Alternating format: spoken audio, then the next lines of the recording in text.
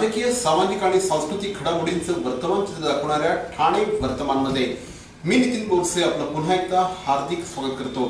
सादर करीत आहोत आजच्या ठळक बातम्या।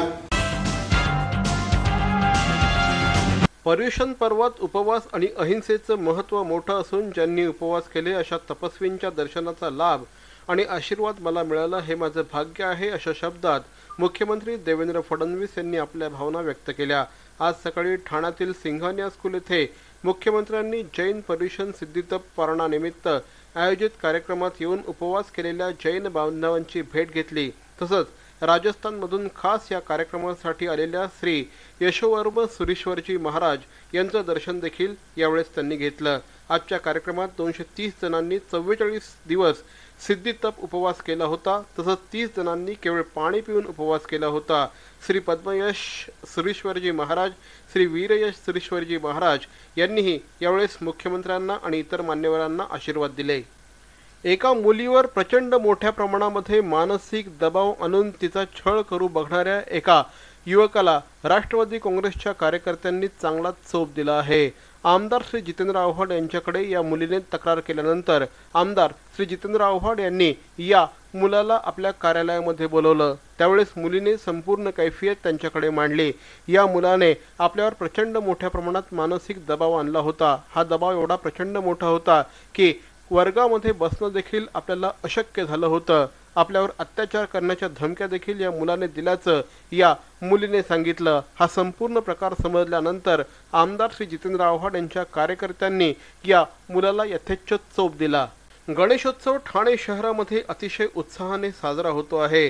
ठाणे शहरातील उपवन परिसरामध्ये श्री गणेश टाक यांच्या पुढाकाराने दरवर्षीप्रमाणे यंदा देखील गणेशोत्सव अत्यंत उत्साहाने साजरा होत आहे। या ठिकाणी काल्पनिक गणेश महाल बनवण्यात आला आहे। उपवनचा राजा अशा प्रकारचं वर्णन या संपूर्ण उत्सवाचं करण्यात येतं। अत्यंत देखणी अशा प्रकारची श्रींची मूर्ती या ठिकाणी आहे। त्याचप्रमाणे तेवढाच भव्य देखावा या ठिकाणी उभारण्यात आला आहे। स्थानिक कार्यकर्त्यांच्या माध्यमातून हा संपूर्ण उत्सव साजरा होतो, असं यावेळी श्री गणेश टाक यांनी ठाणे वर्तमानशी बोलताना सांगितलं। गेल्या 37 वर्षांपासून हा उत्सव या ठिकाणी अत्यंत दिमाखात सुरू आहे। हा संपूर्ण उत्सवाला दरवर्षी अनेक मान्यवर भेट देत असतात, अशी माहिती देखील श्री गणेश टाक यांनी दिली। या निमित्ताने श्रींच्या दर्शनार्थ ठाणेकर नागरिक मोठ्या संख्येने येत असतात, अशी माहिती श्री टाक यांनी दिली। मी अध्यक्ष जय गणेश सेवा मंडळ उपवन मिसावळी गेली 37 वर्षे आम्ही हा गणेश उत्सव साजरा करतो। नवसाला पावणारा उपवनचा राजा असे आहे, गणपतीची ख्याती आहे।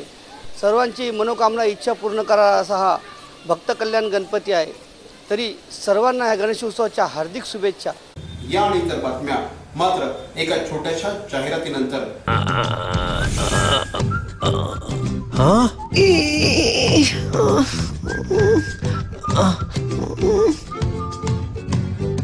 To do the DTH recharge immediately, just click on TJSP Smart Money. Enter your MPIN. Go to Merchant Payment. Select DTH Recharge, Service Provider, your account number, the money you want to transfer. Select your account, enter transaction PIN, and it's transferred.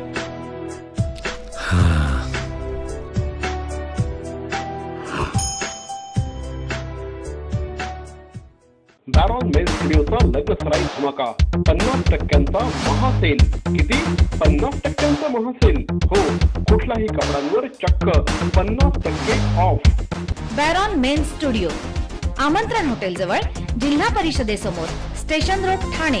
दूरध्वनी 022 2530 4837। बॅरॉन men's studio. Thane भाजपमध्ये सध्या incoming जोरात सुरू आहे। विविध पक्षातले कार्यकर्ते भाजपमध्ये प्रवेश करत आहेत। या पार्श्वभूमीवर आज आम्ही भाजपचे ठाणे अध्यक्ष श्री संदीप लेले यांच्याशी बातचीत केली।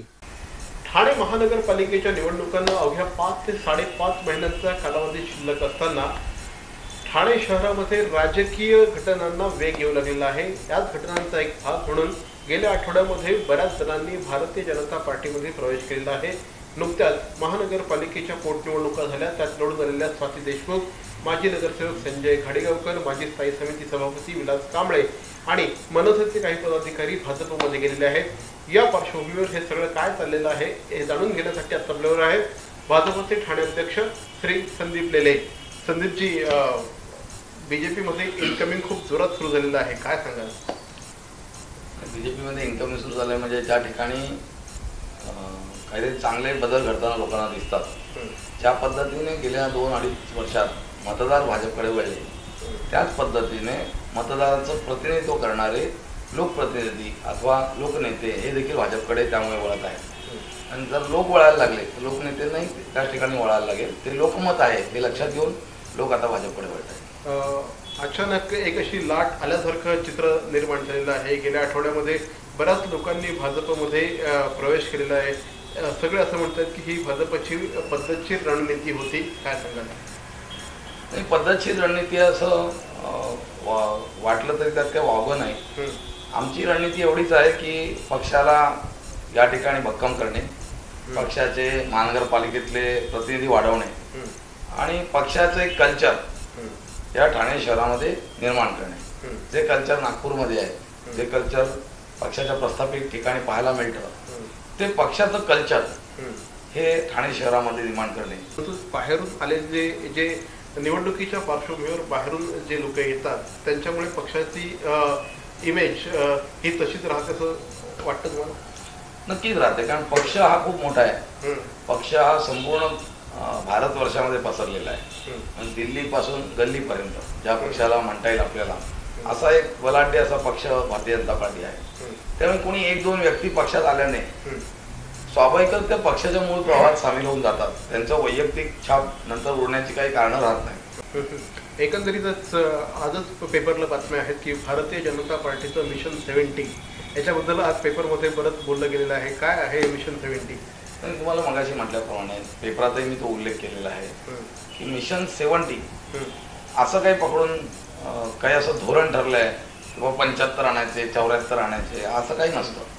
आणि मिशन 70 किंवा मिशन 80 या गोष्टी मला वैयक्तिक विचाराल तर ते नागरिकांच्या हातातले आहे. नागरिकांनी ठरवलं असेल तर मिशन 70 काय मिशन 100 पण होऊ शकतं.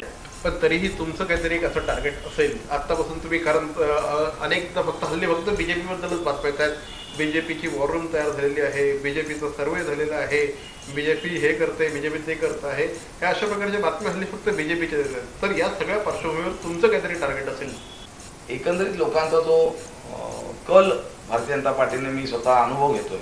मी अध्यक्ष पूर्वी 10 ते 13 या सालात पण होतो आणि आता मी गेले 7 महिने मला झालं, जानेवारीपासून मी अध्यक्ष आहे.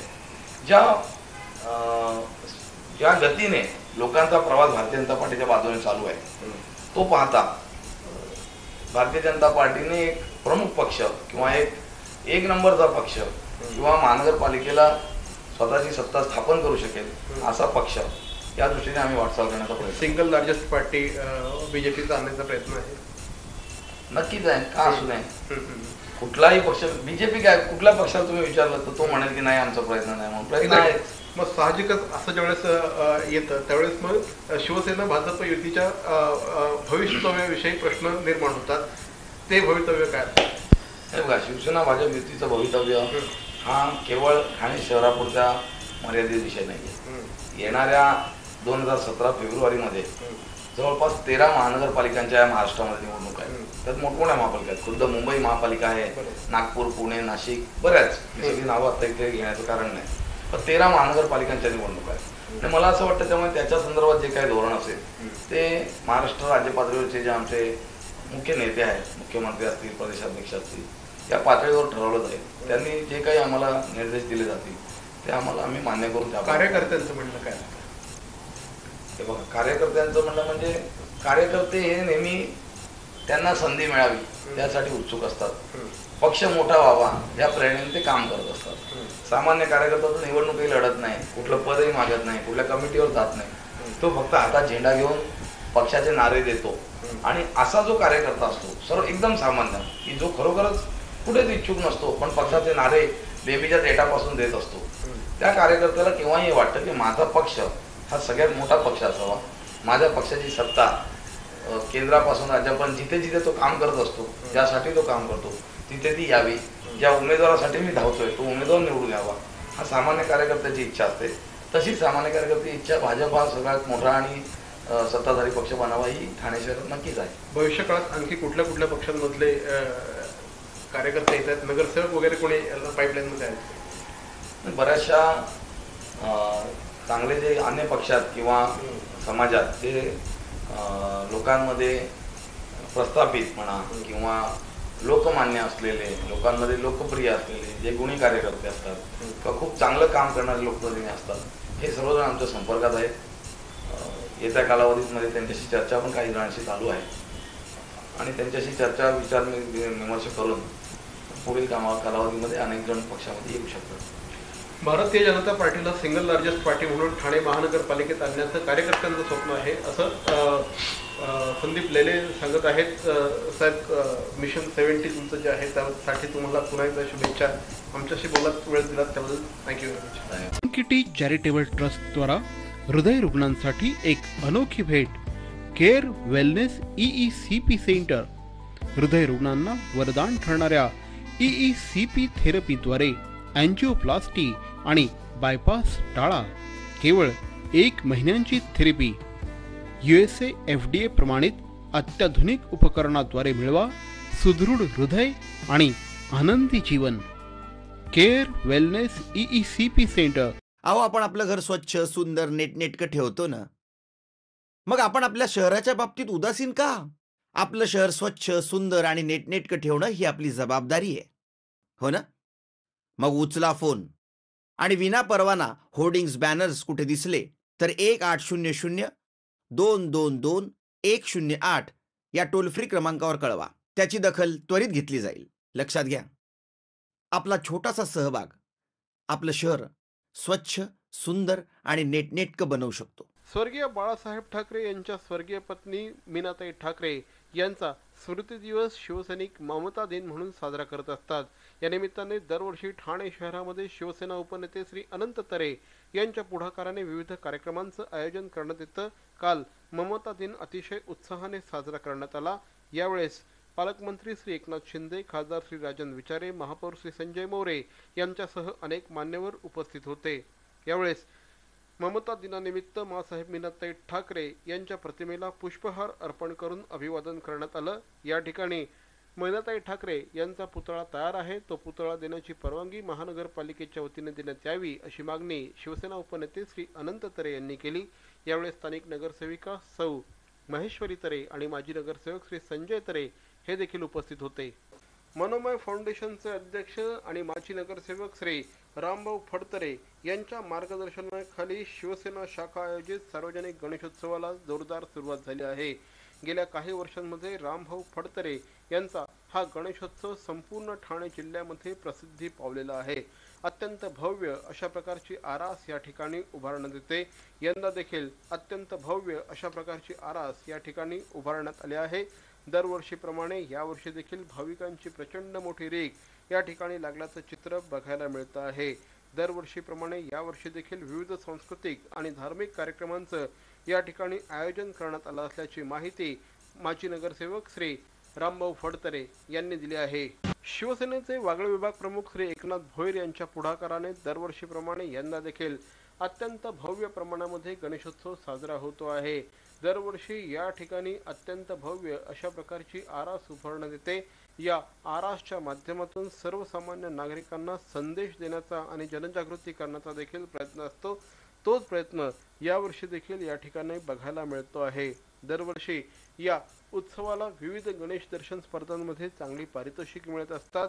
यावर्षी देखील तशाच प्रकारचे चित्र असेल असं कार्यकर्त्यांचं म्हणणं आहे. तर मंडळी, या होत्या आजच्या ठळक बातम्या. ठाणे वर्तमानमधून आम्ही ठाण्याच्या राजकीय, सामाजिक आणि सांस्कृतिक घडामोडींचं वर्तमान चित्र दाखवायचा प्रयत्न करतोय. अर्थातच आपल्या सहकार्याची गरज आहे, तेव्हा आपल्या सूचना आणि समस्या आम्हाला जरूर कळवा. आमचा पत्ता ठाणे वर्तमान, Dadaji Konde stadium, shop number 16, Khatan road, Thane पश्चिम. दूरध्वनी क्रमांक 9820939420. तर मग पुन्हा भेटू उद्या याच वेळी याच ठिकाणी ठाणे वर्तमानमध्ये. तोपर्यंत धन्यवाद. जय हिंद, जय महाराष्ट्र.